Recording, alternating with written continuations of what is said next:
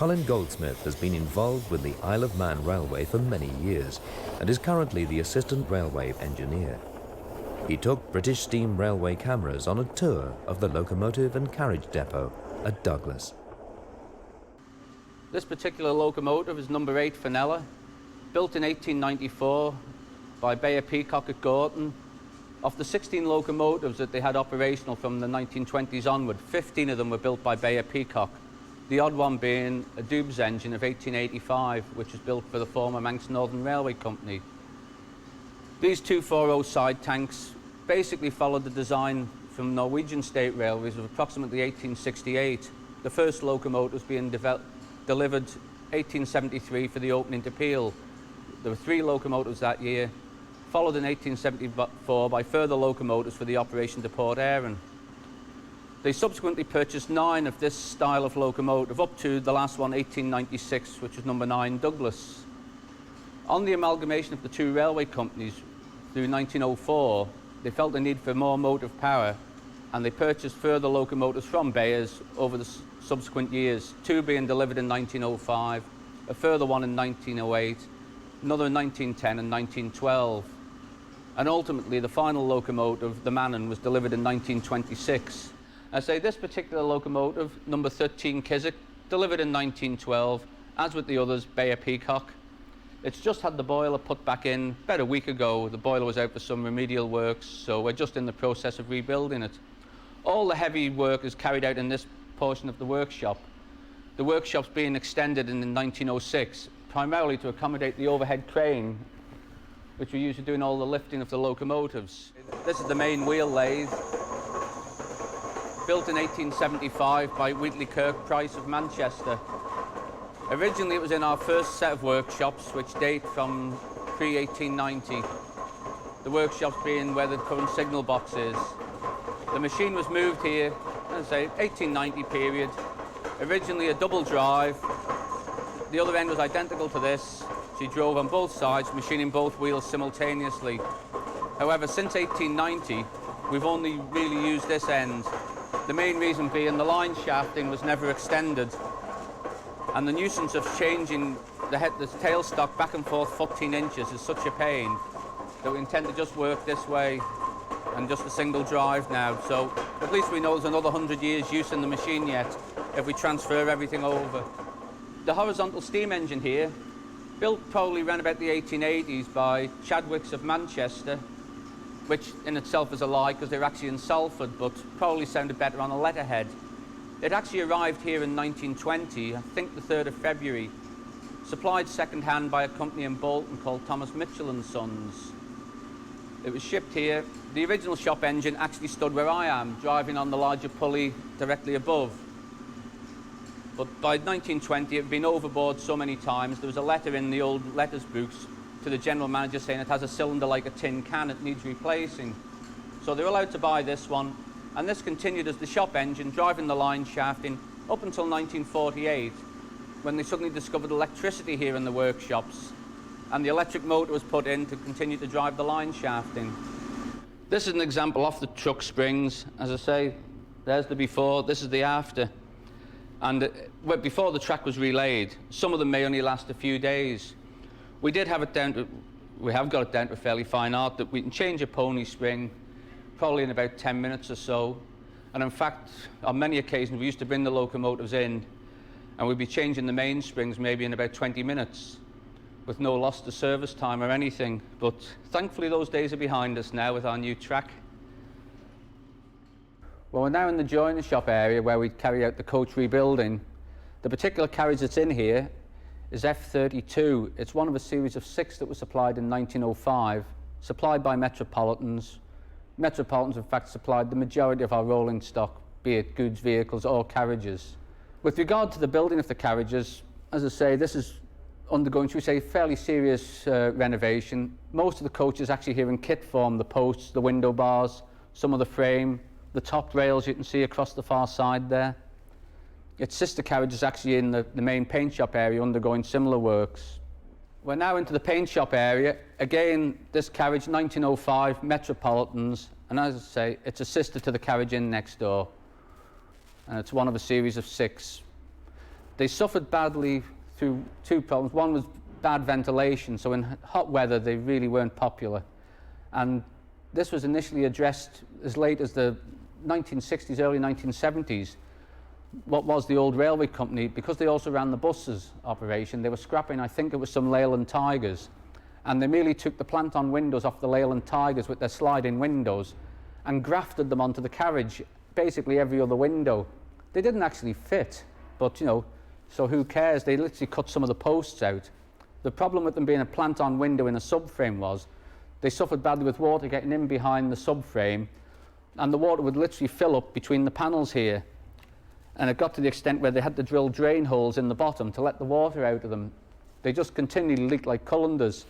And we're really reaping the problems associated with that now, that when these carriages have come in, that we're virtually having to rebuild them, although they are in fact some of our most modern rolling stock, using the term fairly loosely, at 101 years old. We're now in the extension of the paint shop area here. This is F54, which is currently in for repainting. The current livery we use, we call it blood and custard.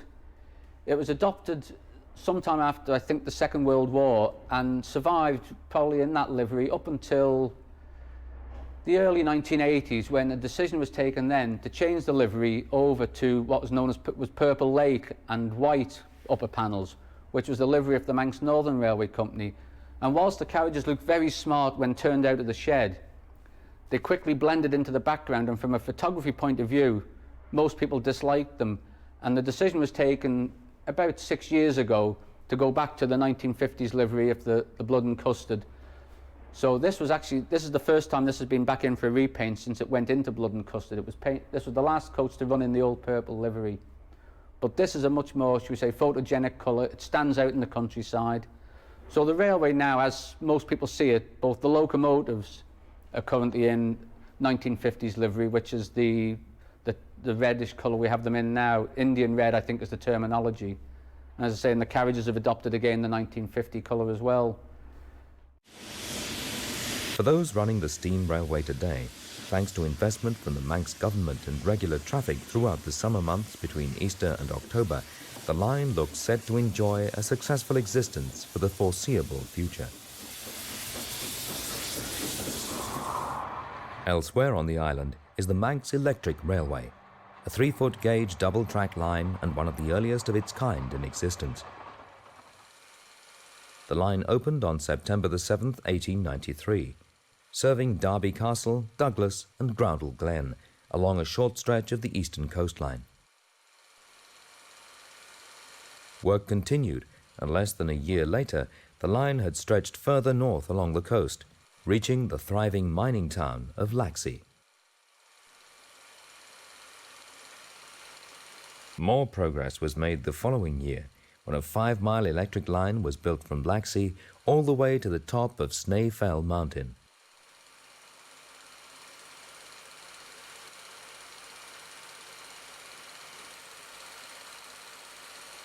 Terminating just 30 feet short of the 2,036-foot summit, the Snaefell Mountain Railway is still the only electric mountain railway in the British Isles. The mountain railway ran on a 3-foot 6-inch gauge track with a fell system central rail to aid braking on the steep 1 in 12 slopes. Throughout the building process, a 4th rail was employed to enable the former Manx Northern Railway 3-foot gauge 060T steam locomotive Caledonia to haul building materials and machinery up the mountain. With the 6 original tram cars still in operation today, the mountain railway is an extremely popular attraction, affording those who ride it spectacular views across the Isle of Man landscape.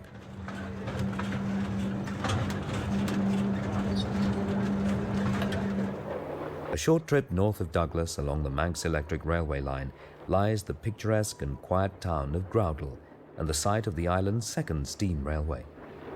At just 3/4 of a mile in length, the railway's diminutive size was no reflection on its popularity.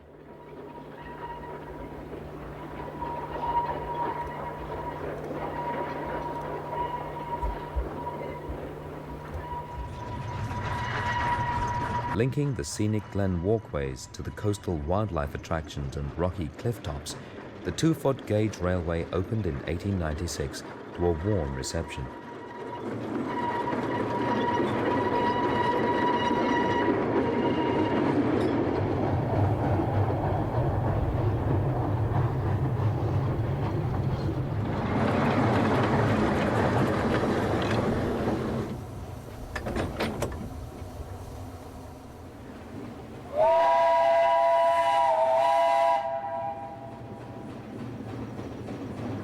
The area had been receiving significantly more visitors since the opening of the Manx electric railway, prompting the creation of the Glen's trail of pathways and bridges and the creation of sea lion rocks on the coast, home to a zoo housing polar bears and sea lions.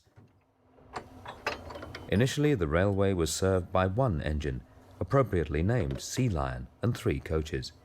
It soon became apparent that extra rolling stock and another locomotive were needed to meet demand, so Sea Lion was joined by Polar Bear to share some of the burden.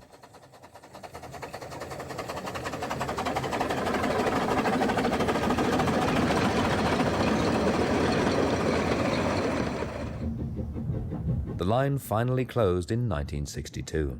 The Second World War had taken its toll, as had a dangerous landslip on the line.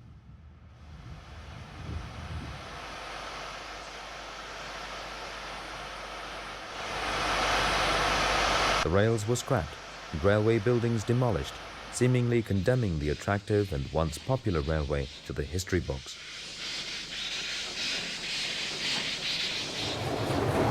However, in 1982, a local group of enthusiasts set about restoring it to its former glory. The line now operates as it once did, with the original Sea Lion locomotive back in steam on the rails.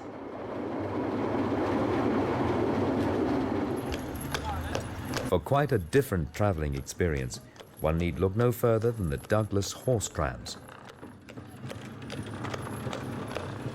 Relying on muscle power instead of steam or electricity, the service on the Isle of Man is the longest-running horse tram service in the world, dating back to 1876, only stopping briefly during the 2 World Wars.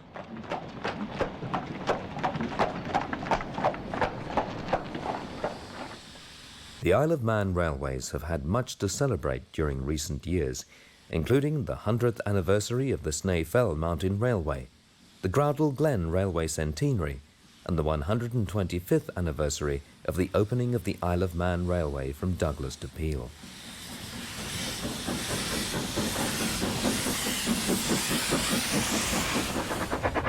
The island's many modes of transport, Victorian elegance, and wonderful scenery make it a popular destination for tourists and enthusiasts alike.